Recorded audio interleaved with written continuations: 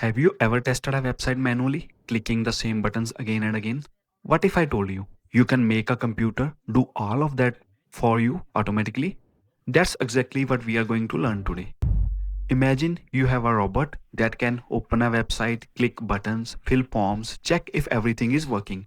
And it does all of this automatically, and that robot is called Playwright. So, what exactly is Playwright?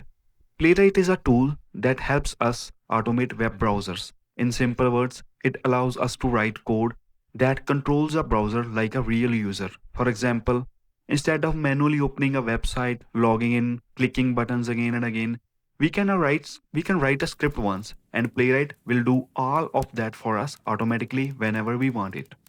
Now you might be thinking, why do we even need something like this? Because in real world applications, websites are really complex. Features keep on changing and manual testing takes a lot of time. So companies use tools like Playwright to test applications faster, more efficiently, and more reliably. With Playwright, you can test login pages, automate form submissions, validate results, run tests across different browsers, and much more. Now, don't worry if some of this sounds new right now. You do not need to understand everything today. At this stage, just focus on one simple idea that Playwright is a tool used to automate websites. That's it.